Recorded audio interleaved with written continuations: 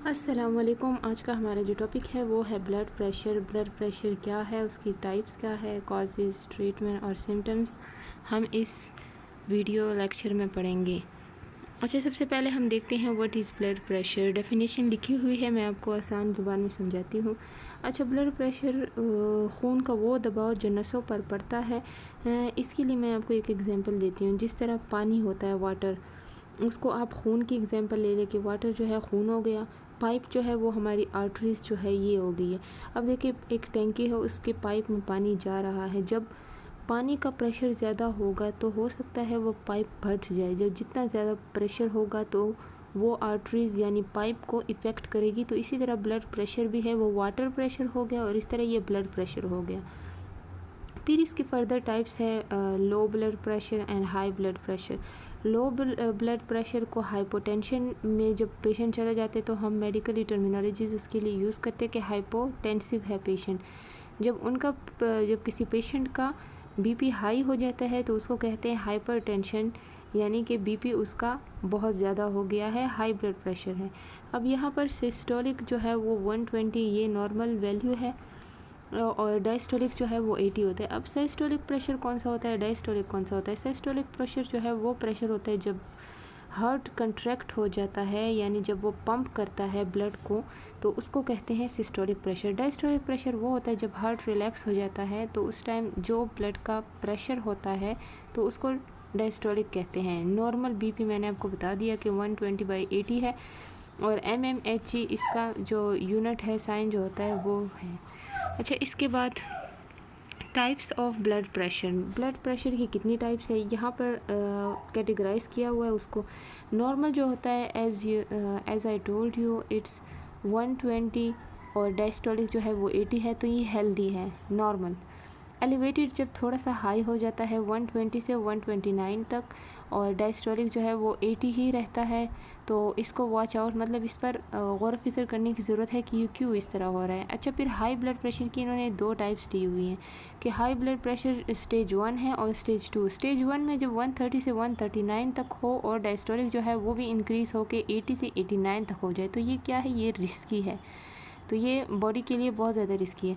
अच्छा, स्टेज 2 जो है वो देखें 140 तक पहुंच चुका है, उसकी इक्वल या इससे थोड़ा सा एलिवेट हो जाए तो, और डायस्टोलिक जो है वो 90 के इक्वल या 90 से एलिवेट हो जाए, ज़्यादा हो जाए, तो ये डेंजर है। और क्राइसिस यानी इमरजेंसी, कब इमरजेंसी आपने बुलाना है, 911 को आपने कॉल करनी है। अगर किसी का बीपी जो है वो 180 से इंक्रीज़ हो जाए और डायस्टोलिक जो है वो 120 से ज़्यादा हो जाए, तो ये इमरजेंसी सिचुएशन है, इसमें आपने जल्दी कॉल करनी है 911 पर, उस पेशेंट को आपने हॉस्पिटल पहुंचाना है। इसके बाद लो बीपी को एज आई टोल्ड यू कि इसको हाइपोटेंशन कहते हैं। हाइपोटेंशन मीन जब पेशेंट का बीपी बहुत कम हो जाता है, जैसे मैंने आपको टैंकी की एग्जांपल दी, जब उसमें पानी तेज़ी से जाएगा तो वो मतलब प्रेशर से जाएगा तो जो आर्टरीज या पाइप जो होते हैं उसके फटने के चांसेस ज़्यादा हो जाते हैं, वो बर्स्ट हो सकता है। इस तरह अगर पानी कम होगा तो जो बॉडी है उसमें ब्लड की सप्लाई कम हो जाएगी, तो इसकी वजह से हाइपोटेंसिव हो जाता है पेशेंट। अब देखिए, यहाँ सिस्टोलिक प्रेशर में इसका 90 से कम हो जाता है और डायस्टोलिक में 60 से कम हो जाता है, तो ये टू लो है।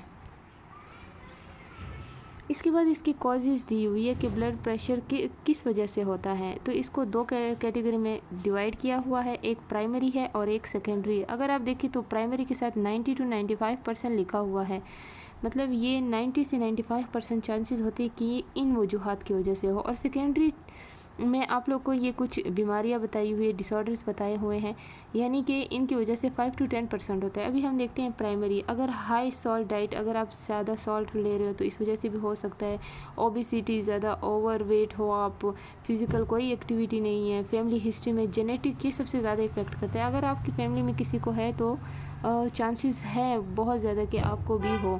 और एक्सेसिव जब कोई बंदा अल्कोहल कंजम्पशन कर रहा हो, स्मोकिंग, क्रोनिक स्ट्रेस ले रहा हो, या एज जब बढ़ती है तो ये वैल्यूज़ जो है ये डिफरेंट मतलब टाइम के साथ चेंज होती रहती है। अच्छा, अब देखिए सेकेंडरी में 5 to 10% ये पैथोलॉजिकल है, जब आपको कोई डिजीज़ हो और उसकी वजह से आपको हाइपो या हाइपरटेंशन हो जाए।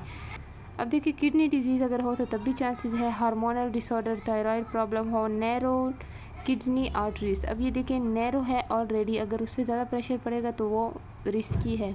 एड्रिनल ग्लैंड ट्यूमर हो गया। OCP ये बर्थ पिल्स होती हैं जो फीमेल्स लेती है, बर्थ कंट्रोल पिल्स होती हैं जो फीमेल लेती हैं। एनसेड, स्टेरॉयड, स्लीप एपनिया। अच्छा, इसके सिम्टम्स देखते हैं। हाई बीपी को साइलेंट किलर भी कहा जाता है और इसके स्टार्ट में कोई सिम्टम्स शो नहीं होती। जब डैमेज हो जाता है तो तब पता चलता है कि ये किस वजह से हुआ है। अब देखिए हाई बीपी के सिम्टम्स जो है, हेडेक होता है उनको, ये हेड की जो बैक साइड है वहाँ पर उनका विजन जो है, उनको ब्लर चीज़ें नज़र आती हैं, क्लियर नज़र नहीं आती। चेस्ट पे पेन होता है, उनको शॉर्टनेस ऑफ ब्रीथ होता है, सोबीन, नोज ब्लीड होता है, डिजीनेस होता है, पल्पिटेशन होता है।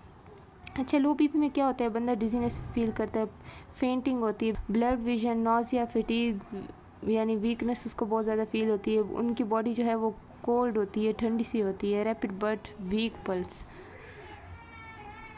अच्छा, इसके बाद इसका ट्रीटमेंट क्या है। ट्रीटमेंट जो है, सबसे पहले आपने लाइफस्टाइल अपना चेंज करना है। लाइफस्टाइल की वजह से भी होता है। लो सॉल्ट, आपने जैसे हमने वहाँ बताया कि सॉल्ट की वजह से होता है, तो आपने क्या करना है, सॉल्ट को कम करना है, एक्सरसाइज करनी है, अल्कोहल और इन चीज़ों को आपने कम करना है। तो 90 to 95% चांसेस है कि आपको ये ना हो। और medication ACE inhibitor, beta blocker, calcium channel blockers, diuretics use होते हैं। अगर इनके बारे में आपको नहीं पता तो ये मैं आपको एक्सप्लेन कर दूंगी। और नीचे आपको वैल्यू दी हुई है कि नॉर्मल कितना है, हाई कितना है और लो कितना है। ओके, नेक्स्ट वीडियो में मिलते हैं। अल्लाह हाफिज़।